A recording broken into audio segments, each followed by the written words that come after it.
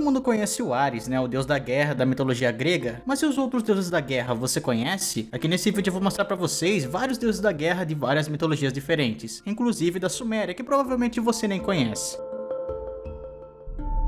Caso você não saiba, a Epic Loot Shop é uma empresa que patrocina o canal. Eles fazem acessórios ligados ao tema de mitologia nórdica e também ao tema viking. Lá você pode achar, por exemplo, um anel com as runas vikings, uma pulseira da Jormungandr, uma pulseira do Fenrir, um pingente da Yggdrasil e muito mais. É claro que eles usam materiais de extrema qualidade que são inoxidáveis, ou seja, as coisas são quase eternas. Caso você tenha se interessado por alguma coisa, acesse o link que tá aqui na descrição e também use o cupom M, que além de você ganhar descontos, você ainda ajuda o canal. Mesmo que você não tenha se interessado, dá uma clicada no link da loja, que só de você dar uma olhada lá, você já me ajuda pra caramba, tá? Desde já, obrigadão, é nóis.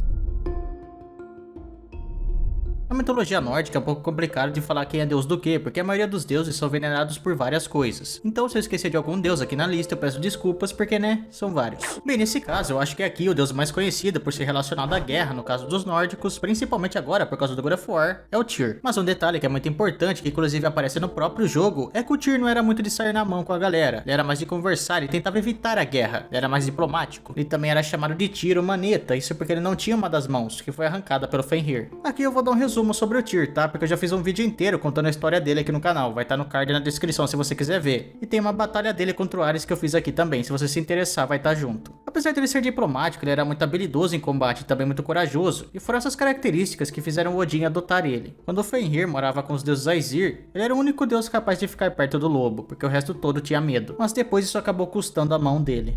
Mas outra deusa que também tinha ligação com a guerra era Freya, que apesar de ser uma deusa da beleza e também da luxúria, ela tinha ligação com os combates. Isso muito provavelmente porque ela era uma líder das Valquírias. E também por causa das Valquírias que pegavam alguns guerreiros que tinham morrido em combate para levar para o palácio de Freya, que ficava em Folkvang. Ela também podia ser chamada de deusa da morte. A Freya era irmã de Frey, e os dois faziam parte do clã dos Vanir, e não dos Aesir. Uma coisa muito interessante é que o marido de Freya se chamava Udur. Se você achou o nome de Udur muito parecido com o nome de Odin, não se sinta sozinho nessa. Muitos pensam que na verdade o Udur é o Odin. Isso nos leva também a um outro pensamento, que é o fato de Frigga, que é a esposa de Odin, e a Freya serem a mesma deusa. Isso não é errado não, porque lá no começo, nas religiões totêmicas, a Frigga e a Freya eram a mesma deusa. Só que depois as tribos germânicas foram se separando, elas também se tornaram deusas separadas. Mas ainda dá para perceber vestígios dessa ligação. As duas, por exemplo, têm carruagens que são puxadas por felinos, e as duas têm ligações com o animal falcão. E já que eu citei o Odin aqui, o líder dos Aesir, o pai de todos era um deus da magia, da sabedoria e, é claro, da guerra também. E como do mesmo jeito da Freya ele recebia alguns guerreiros que morriam em seu palácio de Valhalla, ele também era um deus da morte. Eu não vou falar muito sobre o Odin aqui, porque eu já fiz uma batalha dele contra os Zeus, onde eu falo tudo sobre ele. Se você quiser saber dessa batalha, vai estar no card na descrição. Mas um resumo aqui pra vocês, na questão física, na força física, ele perde pro Thor na mitologia nórdica. Mas o poder dele vem mesmo da sua inteligência absurda, por isso que ele é o líder dos Aesir.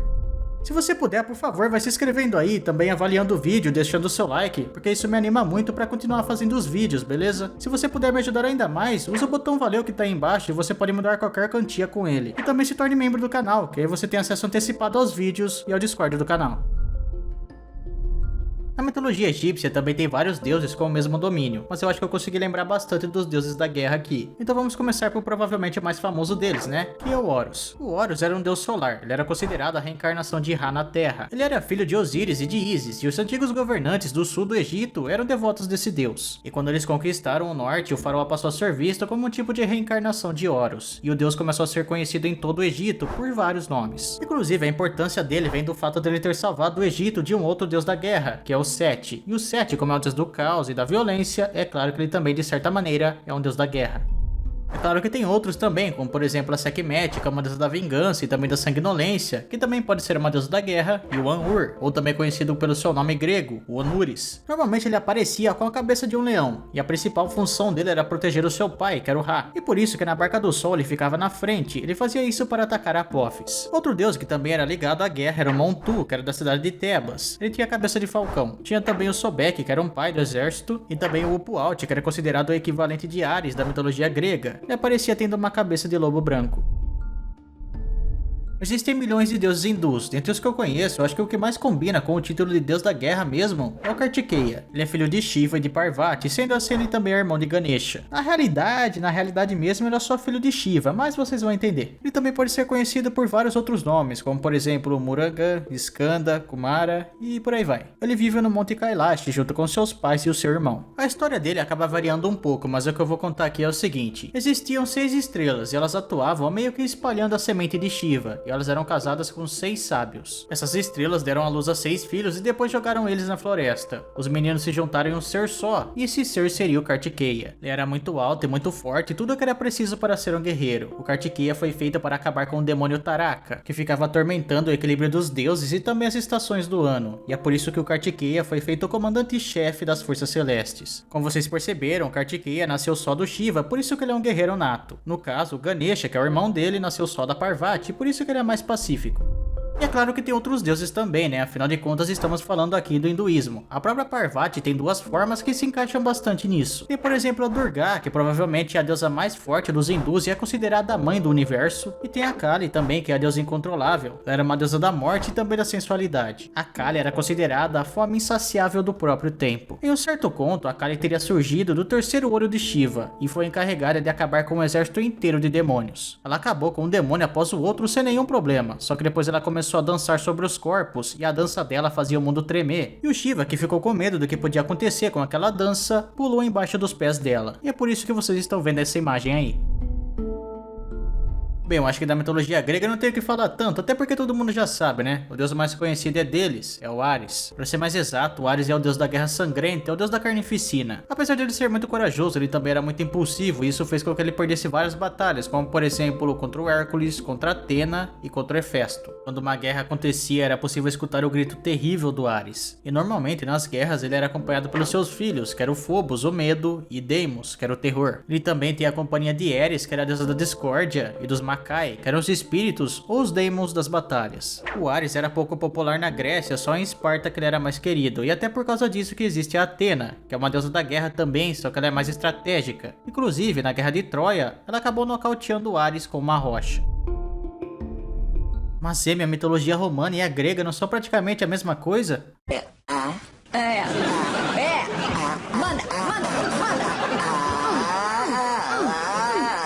Não. Apesar dos romanos terem adaptado as histórias gregas para eles, tem uma diferença bem grande ainda, principalmente quando se trata da personalidade dos deuses e no estilo das histórias, já que lá em Roma eles focavam muito mais nos humanos. Por exemplo, a história da própria fundação de Roma, que foi feita por Rômulo e Remo, que são 2 filhos de Marte, algo que não tem na Grécia. O Marte, inclusive, era bem diferente do seu amigo Ares lá da Grécia. Isso porque ele era também um deus do armamento da guerra e principalmente um deus da agricultura, e era muito mais estratégico. Para vocês terem uma ideia da diferença da personalidade dos dois, enquanto o Ares era seguido nas guerras por Deimos e Phobos, o Marte era seguido por Virtu e Honor. Eu acho que só pelo nome já dá pra vocês entenderem. O Marte, depois que acabava a guerra, ele desfilava junto com a deusa Vitória e também com a sua esposa, que era Belona, que também era uma deusa da guerra, que se assemelha muito mais ao Ares do que o próprio Marte. E a Minerva, que seria equivalente de Atena lá em Roma, era muito mais uma deusa da sabedoria mesmo, já que o papel da estratégia na guerra era feito pelo próprio Marte. No caso da mitologia suméria, ou mesopotâmica, seja como você quiser chamar, temos também 2 deuses. O primeiro deles é o Nergal. E além de um deus da guerra, ele também era um deus do submundo, já que ele era casado com Ereshkigal. No começo, o Nergal vivia com os Anunnaki, até que um certo dia ele resolveu ofender Ereshkigal. Ele disse para o Nantar, que era o representante da deusa do submundo, que ele não estava nem aí para ela. Só que depois ele ficou com medo e resolveu descer lá no submundo para pedir desculpas. Só que ao chegar na frente da deusa, ele mudou de ideia. Ele pegou a sua arma e apontou para ela, pensando que talvez dessa maneira ele se tornasse o senhor do submundo. A Ereshkigal fingiu que estava assustada e falou que ia tomar um banho para se acalmar. O Nergal acabou espiando esse banho e se apaixonou por ela. Ele ficou muito tempo com ela e quando tentou sair de lá, ele se viu preso no submundo. A Inanna, que era uma das deusas mais importantes, se não for a mais importante da Mesopotâmia, era uma deusa da fertilidade, do amor e também da guerra. Ela era irmã de Ereshkigal e acabou ficando presa no submundo também. Ela só conseguiu sair de lá quando seu marido, que era o Dumuzi, se ofereceu para ficar no seu lugar. Bem galera, o vídeo foi esse, espero que vocês tenham gostado, não esqueçam de avaliar o vídeo deixando o like ou dislike, se inscrever no canal caso não sejam inscritos e deixar nos comentários qual deus da guerra você achou mais legal, hein? Valeu!